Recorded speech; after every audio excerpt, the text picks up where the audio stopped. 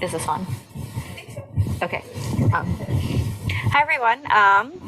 Thank you so much for having me here, and thank you for the introduction. I'm Tanu Kumar. I'm an assistant professor at Claremont Graduate University, and I'm excited to be here today to present my book project, which the title's changed a little bit, but it's called Building Social Mobility: How Subsidized Homeownership Creates Wealth, Voice, and Dignity in India.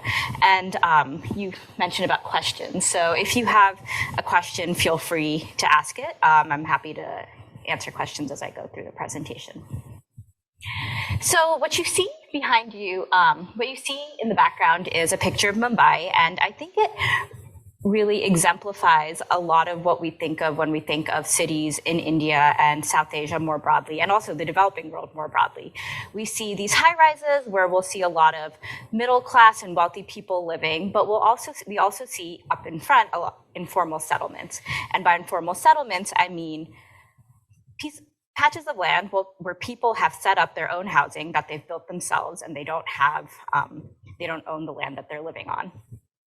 And this is all just to say that there is a need for more housing, not only here, but also in India. And we see a need for housing in both urban and rural India. And the sort of issues related to housing in urban and rural India are a little bit different.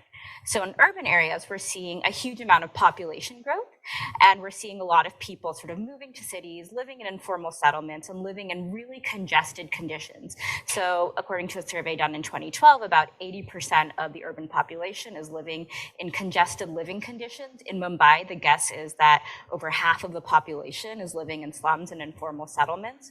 And so people often also don't have access to things like water, electricity, or sanitation. About 30% of people in urban areas in India are living, at least of 2012, were living without their own toilets.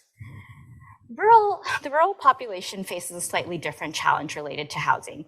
Basically, we can think of these people as farmers, and they're way too poor to actually be able to afford what we think of as permanent housing, right? Housing with concrete walls, with good roofs. And so as of 2012, we see over 50% of households living in homes made of mud, grass, or thatch, and 70% of households don't have their own toilets.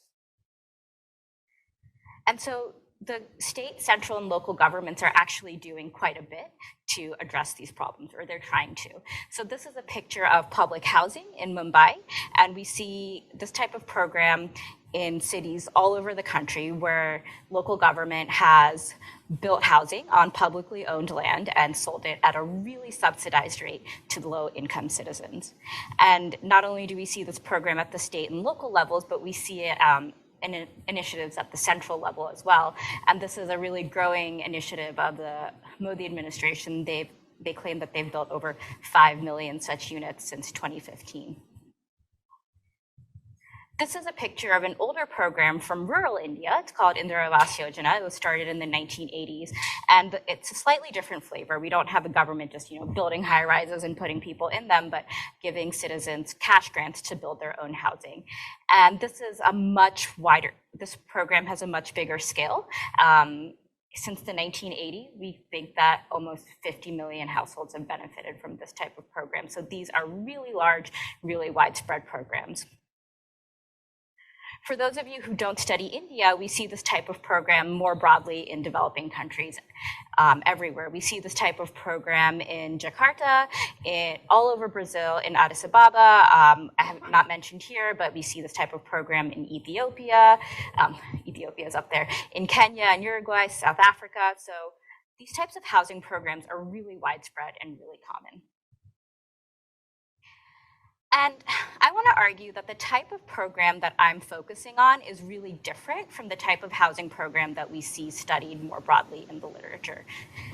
Most of the literature on housing programs focuses on what I think of as two different types of programs. One is subsidized rent, and the other is accommodating slums. A subsidized rental program is more akin to what you'll see in the United States or in Western Europe, where, as the name suggests, somebody or citizens will just have to pay a lower rate to live in public housing, right? And so we have some type of monetary transfer in the form of a subsidy, but people don't actually have property rights to the housing. What I mean by that is they don't own the housing that they're living in. They can't re-rent it, they can't sell it, they either have to live there or they don't get access to the benefits anymore. In contrast, we see a lot of work, particularly in India, but also in countries in Africa as well, on programs to accommodate slums, or informal settlements. So remember at the beginning of the presentation, I was talking about informal settlements as this type of situation where people, are moving to the city, they set up housing on land that they don't own. So programs to accommodate slums and informal settlements will often give people property rights or ownership of the land that they're living on. But in contrast to programs to subsidize rent, they're not actually given any type of monetary transfer in the form of a subsidy. Subsidized homeownership is completely different, where people are given access to, people are able to purchase or own a home at a really subsidized rate. So this is a type of program that gives people a large in-kind transfer, but also property rights to the home. People are able to rent or resell the home as they wish. And so the question that I ask in this project is, how do these large, widespread, and kind of understudied programs affect beneficiaries' lives? And this is really a multi-method study. I studied 3 different programs. I use a natural experiment, a panel study, and a qualitative study to learn about how they affect beneficiaries' lives. And I'm going to get really deep into everything that I do in just a minute, but I want to just give you a sort of a preview of the huge range of effects that I see. So first, I see effects on income and wealth, and I think this is primarily driven by the fact that I'm seeing a huge amount of beneficiaries tend to invest more in their children's education, and their children tend to be working more, be employed more, and have more income. So I'm seeing sort of long-term intergenerational effects on earnings and wealth accumulation. But I'm not just focused on wealth and income, I'm also focused on what I call dignity. And I think of dignity as having many aspects, one of which is control over, a sense of control over one's life and one's future. And I see that these housing programs sort of increase that sense of control. I also see changes in how people interact with other members of their communities. And I see that these subsidized housing programs seem to give beneficiaries a greater sense of agency in their interactions with other people, and particularly their interactions with local officials. And finally, and relatedly, I see that these programs change how beneficiaries participate in local politics. In particular, I see that beneficiaries are participating more in everyday civic action. And so in this book, I'm arguing that these programs help beneficiaries build wealth, live with dignity, and exercise voice. And so in contrast to other types of social welfare programs that we might simply think of as transfers, where I'm thinking of things like pensions or food subsidies, I think that these programs really help poor households accrue power in their local communities. And in that way, they're actually engines for social mobility.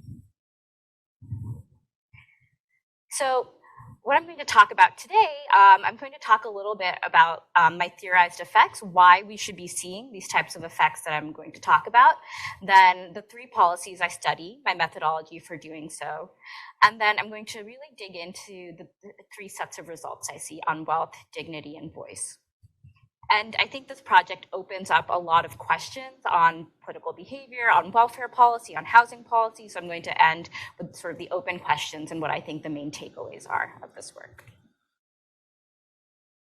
So how might these programs change behavior? What are the theorized effects? How should we really begin to think about how they're going to affect citizens' lives? So we can think of any type of housing program as basically a stream of in-kind benefits, right? If I'm getting some type of subsidized rental program, then I'm going to have access to better housing, I'm going to have access to a roof over my head, access to a bathroom, and this program is going to offset anything that I might be spending on housing anyways, right? Something that's really relevant in the Indian urban context is better quality housing is also going to insulate me from environmental shocks. So something that I see a lot of in informal settlements in India is that informal settlements are really vulnerable to things like flooding and fire, and these will often destroy people's homes. They have to rebuild their houses, and it makes it really difficult to accumulate wealth when you're kind of dealing with this type of uncertainty and these types of shocks. So these are sort of benefits to any type of subsidized housing. But I think subsidized housing for ownership is going to have a different set of effects as well. So this is a screenshot from Magic Bricks. We can think of it as kind of the Zillow of India or Zillow of Mumbai. And somebody who benefited from a subsidized housing program, he's put his housing up for rent. And so he purchased this housing for about 15 lakhs through the program and is now able to sell it for 45 lakhs. So in terms of dollars, this person is basically able to make tens of thousands of dollars from this subsidized housing program. And so basically what we're seeing is that because people own these houses, they're actually able to convert their in-kind benefits into cash, basically through rental or resale. So there's some amount of flexibility that comes with this benefit, right? If I don't want the housing wherever it is, if I don't like it, I can sell it or rent it out and benefit from it that way. And the other thing that I think ownership does is that I get these benefits with certainty. Something that we see a lot of in rental programs is that the conditions might change. I might not be eligible anymore. I might be evicted for not meeting the requirements of the program. But any type of subsidized housing program that confers ownership means that once I have access to the program, nobody can take it away from me. And so I have certainty over benefit over time. And so I argue that this flexibility and certainty should really increase people's capital investment. By capital here, I mean human capital and also any type of capital you might need for a small business or something like that. And the investment, I think, is what leads to sort of long-term intergenerational effects on income. And that's what I see. And I'm excited to illustrate that for you later. But I think that this investment is really the source of long-term wealth accumulation. And next, I'm not just interested in income and wealth, but I'm also interested in what citizens do with that wealth and what they feel that they can do in their lives. And so I sort of inspired by work by Amartya Sen, who argues that the goal of wealth is not the goal of development. It's not wealth, but actually freedom and freedom to pursue goals. And so for that reason, I look for effects on dignity. Dignity is kind of hard to define. It's kind of this amorphous term, but I define it as sort of a two-part conception of dignity. I define it as a sense of agency in one's own life, sort of your sense of control you feel over your future, and also your sense of agency in your relationships with other people. And I think the second part is really important in very hierarchical societies, which I would argue that India is a super hierarchical society. And so it's important to think about how very low-income households feel in their everyday relationships with other people. And I argue that these subsidized homeownership programs should increase dignity for a number of different reasons. First of all, people are just wealthier, right? For the reasons I described before. So dignity, I think, should increase wealth. I think there's also a lot of stigma associated with living in informal housing. So living in being granted better quality housing should really remove the indignity of living in a slum or an informal settlement. And then finally, unlike other welfare programs, again, some people own this benefit. We know from a lot of other welfare programs in India, people are constantly negotiating with intermediaries or politicians or standing in line to gain access to programs. And you don't really have to do that once you own your house. You have full control over this thing. So I think we shouldn't see increases in dignity for that reason. And then finally, I want to understand how these programs change how citizens actually further their own interests in society, how they actually change people's political action. And I focus in this project not just on voting, but actually what I call claim making, or what Gabby Crick-Swisner calls claim making. And these are everyday demands of local officials for improving access to things like your roads or your water, or just going to government offices demanding better services. And I focus on this type of behavior for a couple of reasons. First of all, it's everyday behavior. It doesn't occur just at voting time. It can happen anytime. Second, I think it helps us really understand what citizens want.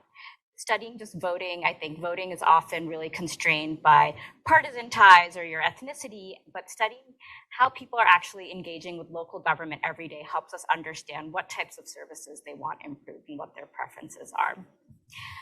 And then finally, I think it's really important everyday behavior because it provides important information to local government about what services need to be improved. And local officials have a great deal of power in shaping service delivery in India. Yes. Of course.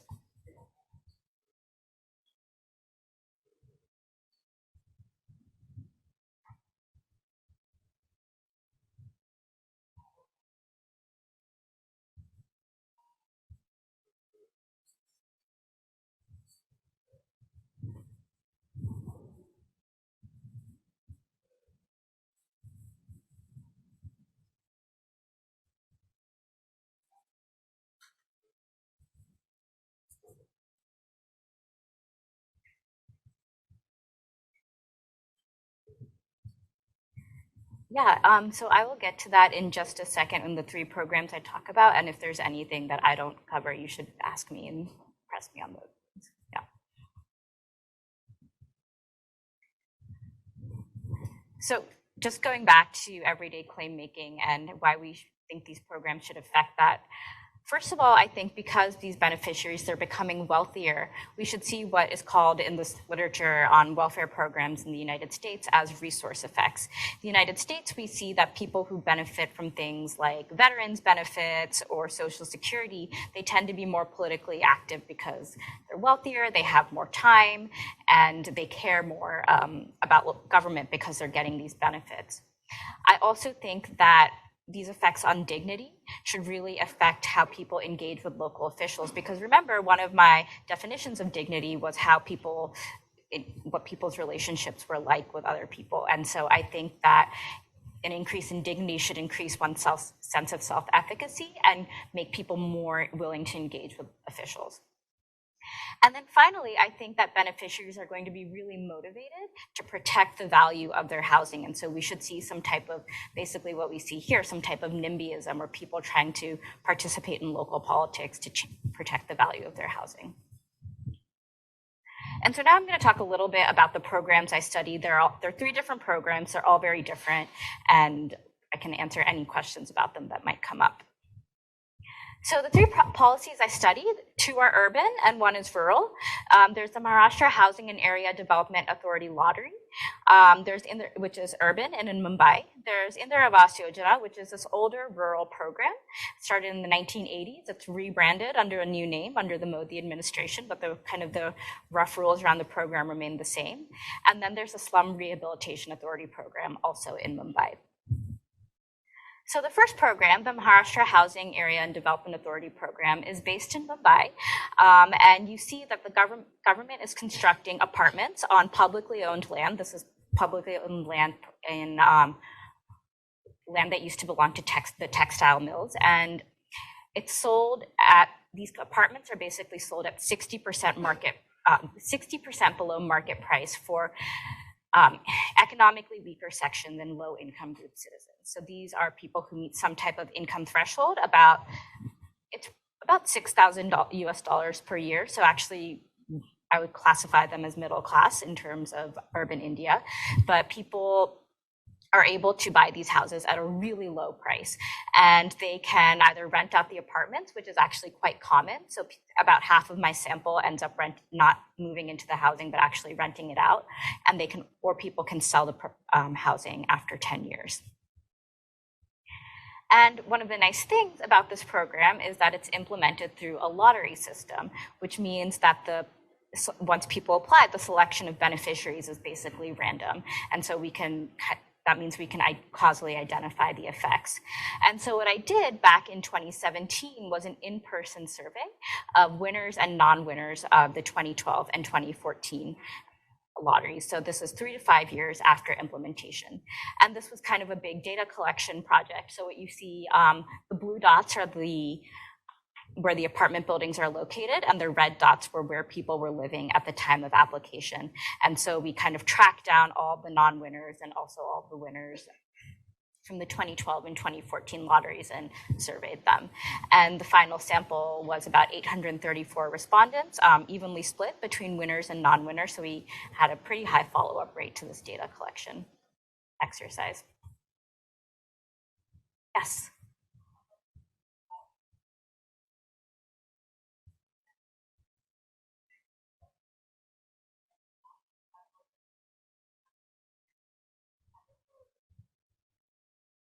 So this is a really interesting feature of this program. There's no regulation. People are able to kind of charge market rent for this housing. And that's kind of why I think of it as an in-kind transfer that you can monetize in some way. So it's a pretty large wealth transfer. And so people are often charging well above their mortgage and making money from the rent. Yes.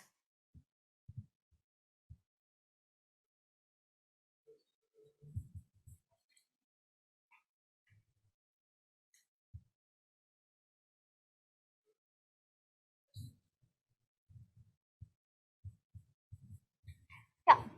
So this housing is normally built, you can see the blue dots and kind of, the locations vary, but it's fairly central, or we can think of it as central Mumbai or in the suburbs of Mumbai, but they're just a few big plots of land that used to be owned by the textile mills.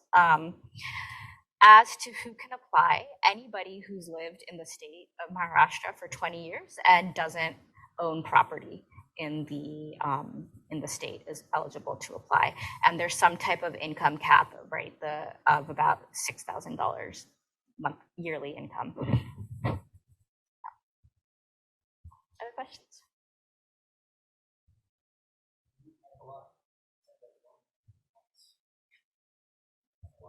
Yeah, so we tried to, people had applied for this housing in 2012 and 2014, right? And some of them won housing and some of them didn't. And so in 2017, we were going back to these people with contact information. And so we had a list of 1,000 winners and applicants, and we were able to contact 834 of them.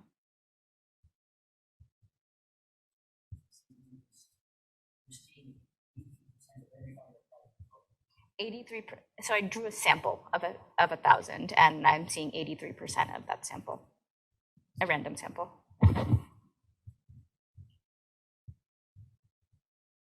I also look at a rural program in the Awas Yojana, and the flavor of this program is very different from the one that I just described.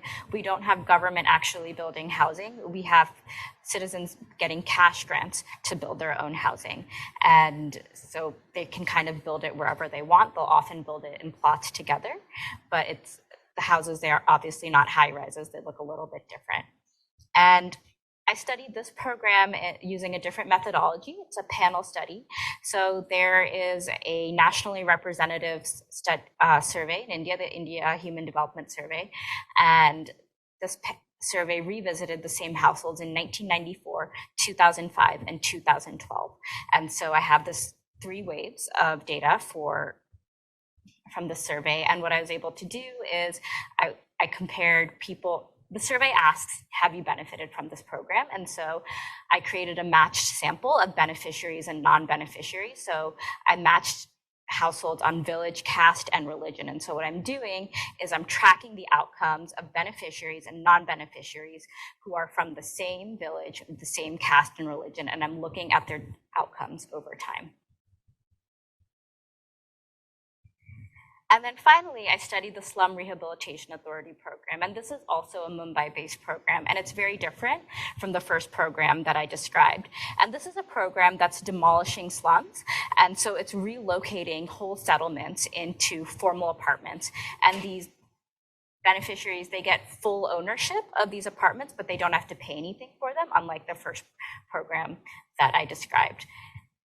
The thing to remember about this program is that the initial settlements that people are living in are destroyed as part of the deal. So in the first program, people, if they didn't want to live in their program housing, they could move back to their original housing and rent out the program housing. But the initial settlements in the SRA housing are destroyed as part of the deal. So you can't move back to your original housing. And this study is a qualitative study, and I think this kind of helps me understand the mechanisms that I see across the other programs, and I learn about how this program is affecting beneficiaries in their own words. And so I interviewed 20 households from 3 different SRA buildings, and then I also interviewed 20 households from a nearby informal settlement. I did this last spring in 2022, and I also used pair matching again. So for all the people I'm interviewing from the SRA buildings, I'm trying to find people from nearby informal settlements of similar age, religion, and gender. So just to kind of summarize the three policies that I study, they sort of vary on a number of different variables. So the one thing that they vary on is whether or not they require households to relocate. The Maharashtra Housing and Area Development Authority study and in their Awas Yojana, they don't necessarily require people to relocate. The MHADA study, the MHADA program, if I don't want to relocate, I just rent out my program housing and I move back to my original housing. For in their Awas Yojana, I'm getting a cash grant to build my housing and I can build it wherever I want. The SRA program does require relocation because the original settlements that people are living in are destroyed as part of the deal. These programs also vary in their coverage. Two programs are Urban Mumbai. I think these programs are kind of representative of other urban programs we see throughout the country, but the IAY program is rural. And then I'm using these three different designs, the natural experiment, the matched panel, and paired qualitative interviews, and I'm also covering a range of years. I'm basically able to cover time from 1994 to 2022 across these three studies. Any questions about the program? Yeah.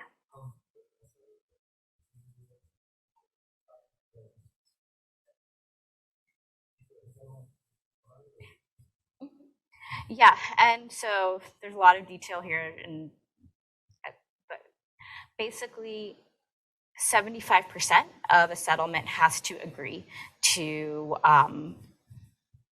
be part of this program. And the government has to be interested in destroying the settlement as well and rebuilding there, yeah.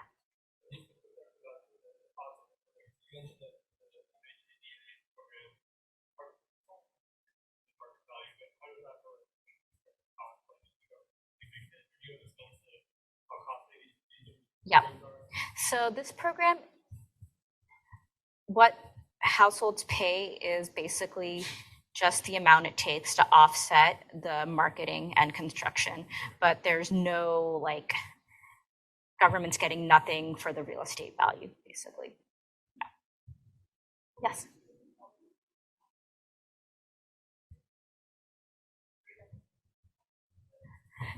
Yeah, it's a good question. So actually, you need 75% of households to agree for anything to happen. So if 75% of households don't agree, then the resettlement doesn't happen. But the other 25% of households, they're still resettled, right? And that's kind of one of the things I'm going to talk about at the end of the presentation with the dignity thing, where if everybody in the settlement agrees but me, I still have to, my home is still demolished.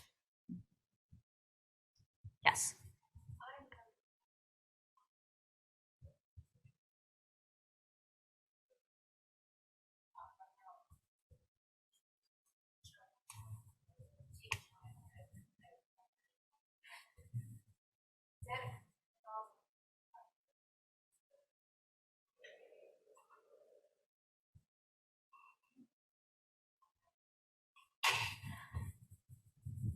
Can you ask again at the end of the presentation?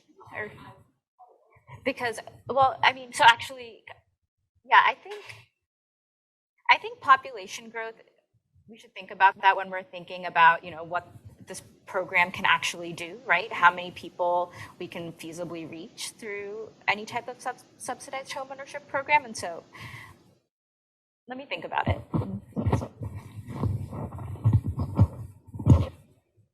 Any other questions? Well, I wanted to get to the results because there's a lot going on here and there's a lot to unpack. And so the biggest, the thing to keep in mind before I get into the stuff on wealth, voice, and dignity is that across the board, I'm seeing improvements in housing quality. Beneficiaries have better roofs, they have better taps, they have more access to toilets. And in the SRA program, a lot of times people are unhappy with their housing. They think it's too small, they think it's too dark. And so what they'll often do is they'll just rent it out or sell it and move to formal housing elsewhere. We're not seeing a lot of movement of SRA beneficiaries back into informal informal housing. So really across the board, these programs are kind of fulfilling their most basic aim of just getting people better housing. Yes. They can sell to anyone.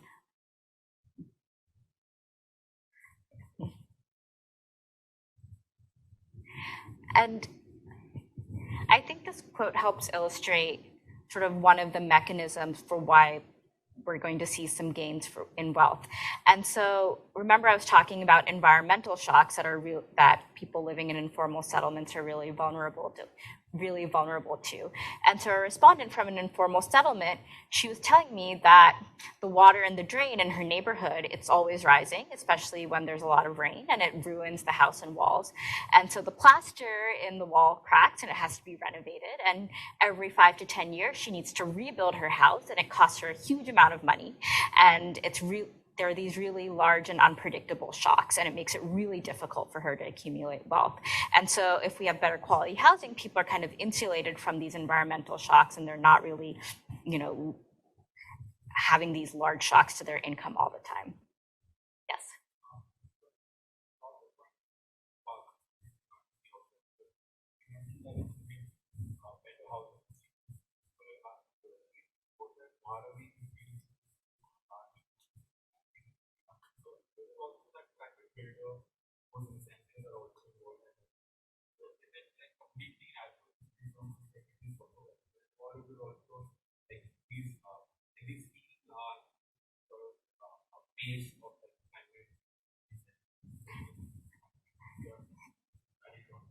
Yeah, it's a good question. I think one of the questions that I ask at the end of the project is, why do governments like this program so much? And I think there's probably a lot there in terms of politics, in terms of kickbacks to private builders. So I'm not sure it's completely altruistic, but it's just, this is something that governments are doing a lot of for whatever reason. And the stated reason, at least, is to improve housing quality.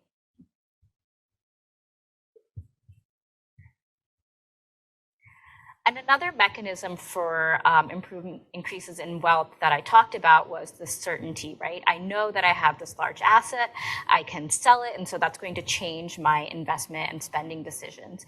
And we see this from a respondent who won an SRA building. He's saying when he won the house, he stopped saving because he knew that he wouldn't have to save for retirement anymore. He would just sell his house. And so he sent his children to better schools, and he's ready to retire. His house is now worth 55 lakhs, which is about, I think, like $70,000 on the market, and he's going to sell his house, and he's less worried about his children because he was able to educate them. And so this housing really changed his investment decisions.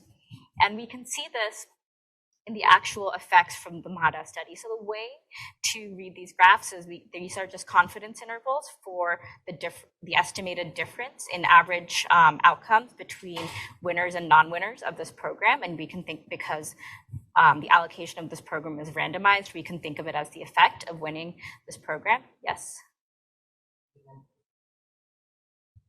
I have the control group. So I have the non-winners. I do. So I don't have baseline data, but I do balance tests basically on a number of fixed characteristics like caste, religion, where people were living before. And so they look pretty similar.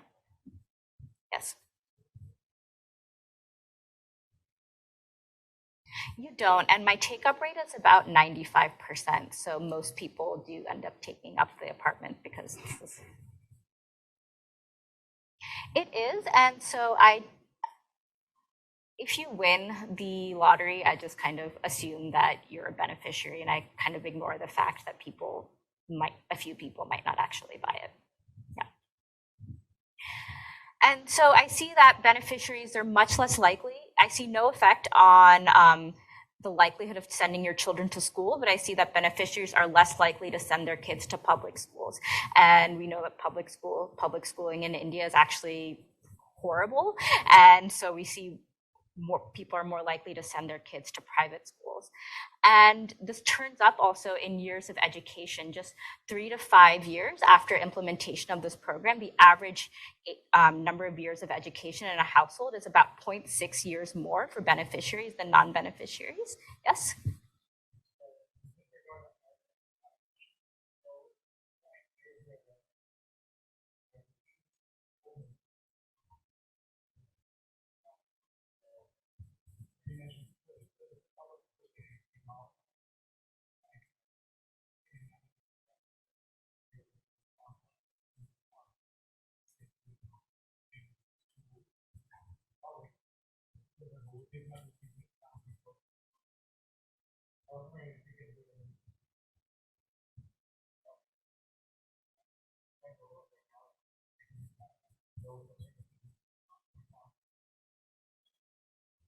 Yeah, I think that's probably one of the things to think about as the open questions that this program sort of creates, right? At the end, should we be spending on this, or should we be spending on other things? And it's a question of a large benefit for the few or more diffuse welfare programs for the many. So I think that's something to think about as an open question. Yeah.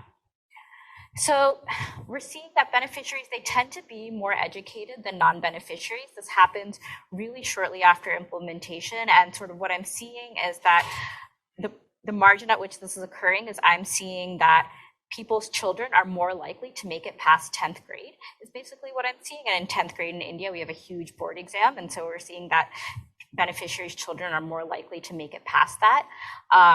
The main earner in a household is more likely to be salaried and more likely to be working a full-time job as opposed to, working casual, like a wage labor job. And these results are really striking because, one of the mechanisms that people always ask me about, they're like, well, maybe this isn't because it's a wealth transfer, maybe it's because people are moving to better locations, right? Maybe they're moving to places with better educational and employment opportunities. But actually, this housing is in places which tend to be in worse areas on average than where people were living before. So we're seeing this result even though people are living in areas with worse educational and employment opportunities. Yes?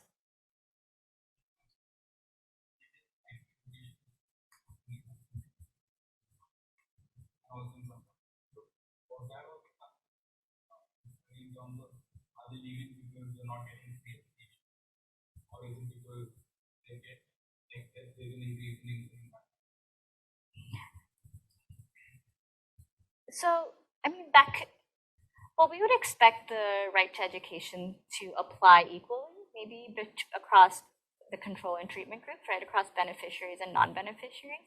So I'm seeing sort of this difference between beneficiaries and non-beneficiaries. So I'm attributing it to the housing program.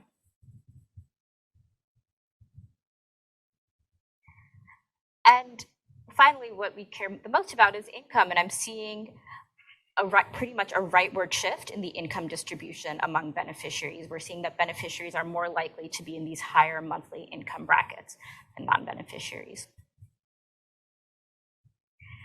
Yes. Yeah.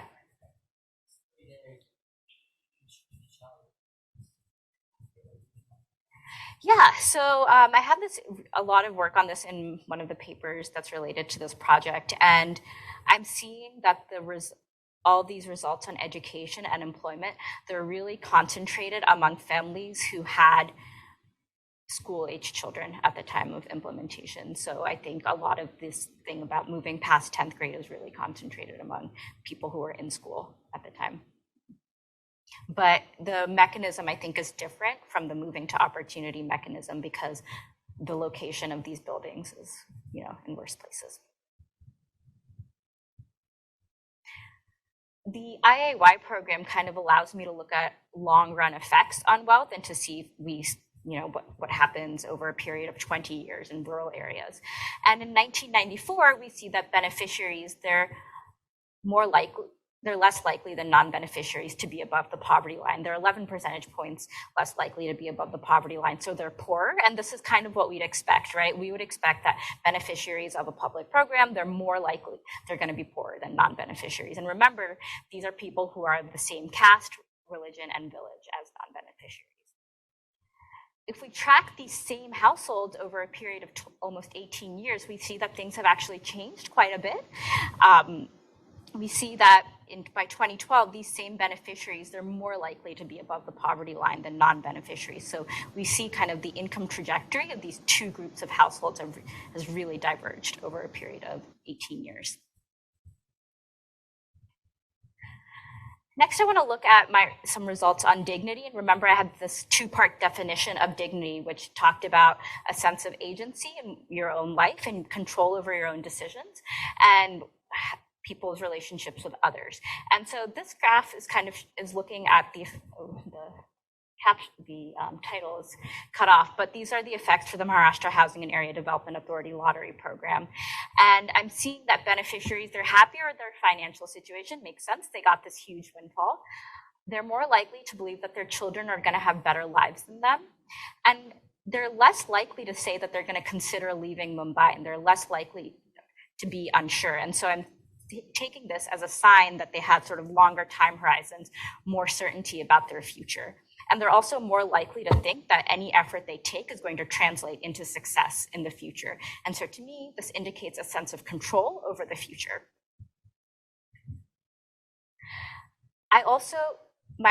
The other aspect of dignity that I really cared about was how much people felt that they had control in their relationships with other people.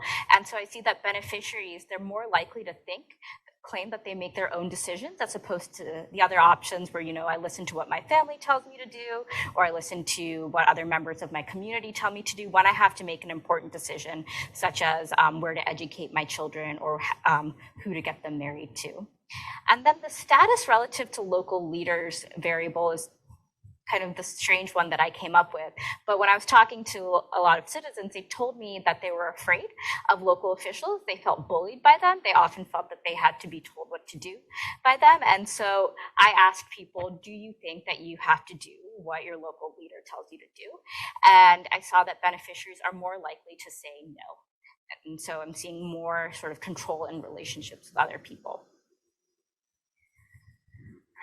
Looking at dignity was a little bit harder with the Indira Awas Yojana program because this is a survey that I didn't run, right? This is a socioeconomic survey. It doesn't necessarily have questions about, what do you think about your future? What are your relationships with other people like?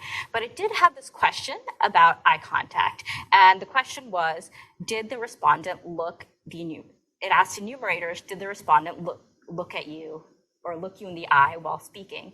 And I see that by 2012, the enumerators were reporting that beneficiaries are significantly more likely than non-beneficiaries to look the interviewer in the eye.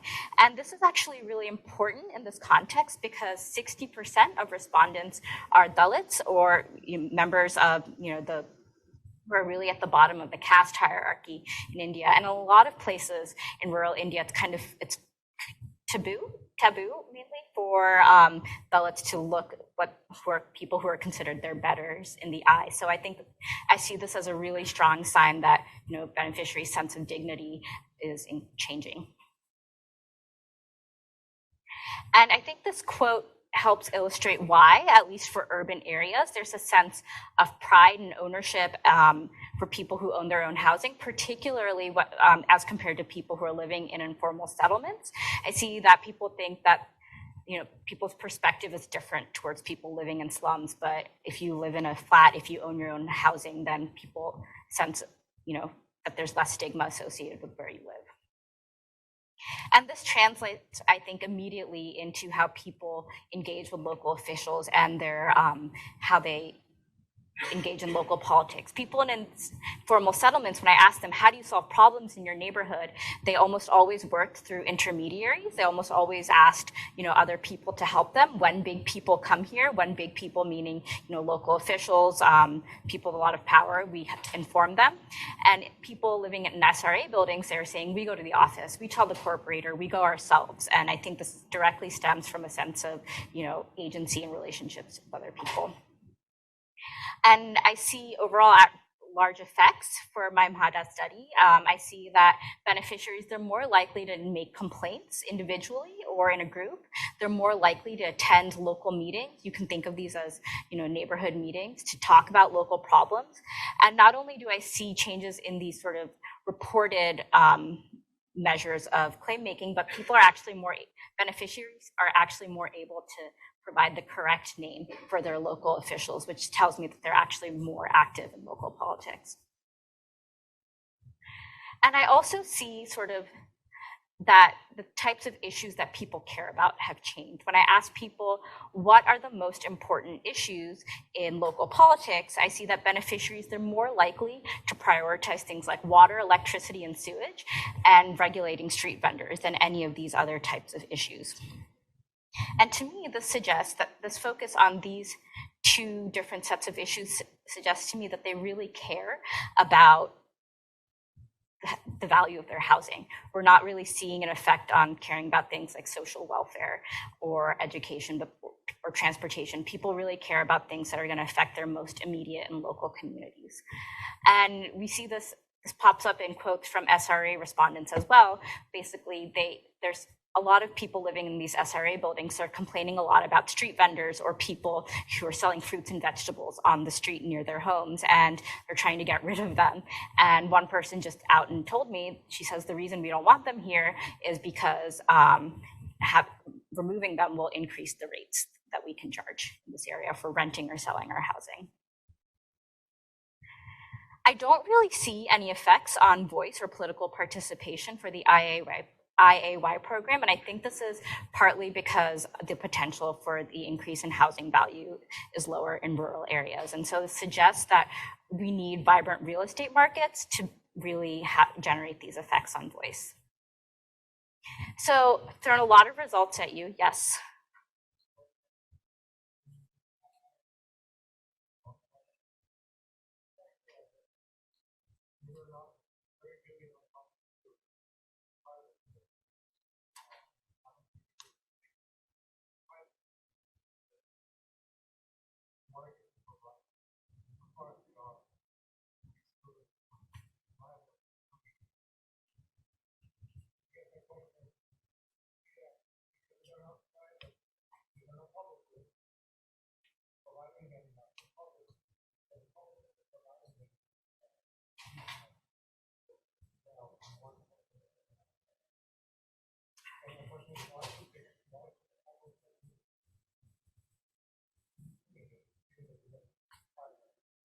And by these, you mean?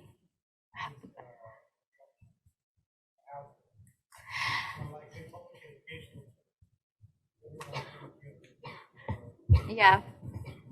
I think this goes back to kind of the open question of this project is why are governments doing this, right? I think there are probably arguments to be made. Maybe they should be doing something else with slightly a different redistributive bent. What I'm focused on in this part of the project is just the fact that we know that they're doing it at a large scale. And I think maybe the next step is to try to understand why. And I think tied to your earlier question, it has to do with the politics. It has to do with kickbacks to private developers and the fact that we have this public land that we need to do something with.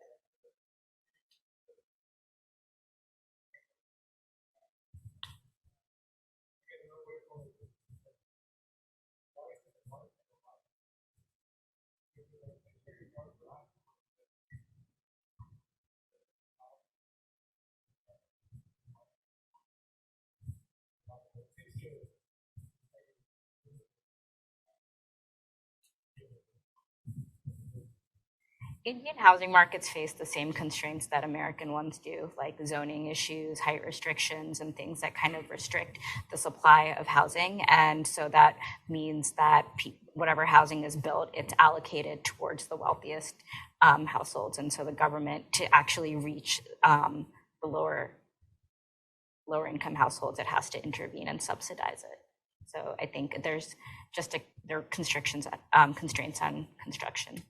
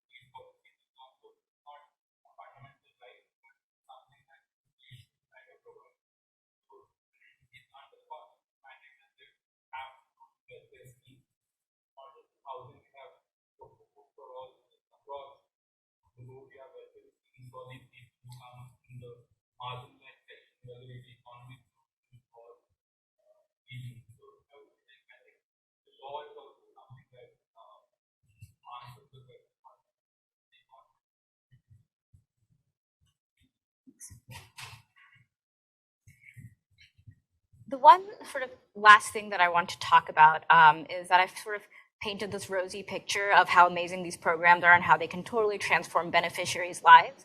But I think that the fact that sometimes relocation is forced, particularly for SRA beneficiaries, that can really undermine a lot of these potential economic and social gains. So we see that for beneficiaries of the SRA program, when they have to move, a lot of times they lose their jobs, partly because the new housing is really far from their old housing. Oftentimes people lose their social networks. This is really difficult for women. They used to have sort of these, a lot of times people lose their caretaking networks. And so that makes, I saw a lot of women, they used to work, but they can't anymore because they've lost their caretaking networks and they have to take care of their children. And also, you know, you asked a question, what happens to the 25% of people who don't want to move? They still have to. And so for those households, we might see sort of different effects for dignity. We might see people losing their sense of agency. We see that sometimes people feel that they had no choice, or they don't really like the housing that they move into. But basically, to conclude, formal sector affordable housing for ownership, it's really common in India for whatever reason. This type of program, it's super widespread in India, and we see effects that beyond really improving just housing quality, but effects that touch every aspect of households' economic and social lives. And we can think of this program as just a really large-scale redistribution of public land, and for governments like to do it. And I think this program also teaches us a little bit more about how wealth affects economic, social, and political behavior. And of course, there are a lot of open questions that this project raises, I think. One of the biggest questions is, what are the spillovers on other people? I was talking about these street vendors. I was talking about how beneficiaries of housing programs, they're engaging in this NIMBYism activity. They want to kick out street vendors from their neighborhood. So you can imagine that there are sort of community level redistributive effects. And then the biggest open question is, why are these programs so popular? I think it's probably a combination of a few different things. I think they're politically popular because they're really large, they're really visible. They send a signal that the government cares about people like you. There are often kickbacks to the construction industry. I think also in cities, we have sort of these large public land holdings that are earmarked for social purposes, and this is a clear, sort of obvious way to use that land. And also, it's a large transfer that you can make, especially if households are covering the cost of marketing and construction. There's not that much immediate short-term government outlay for them. Okay, I'm happy to take any questions. Thank you.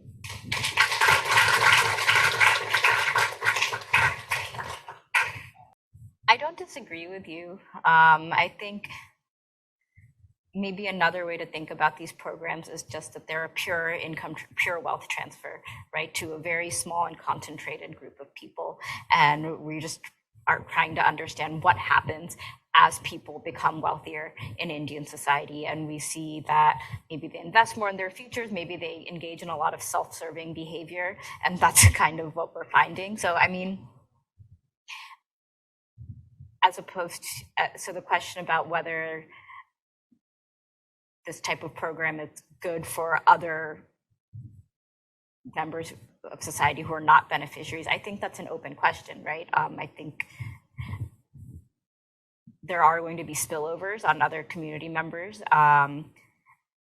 Sometimes I think the civic action, the civic participation, we see positive spillovers on other members of the community when we see beneficiaries sort of asking for better electricity or water services, but sometimes it's they're negative spillovers, right, when we're kicking out street vendors. So I'm a little agnostic about whether this program is good or bad. I'm kind of trying to understand what's happening, basically, and what's happening as people get wealthier.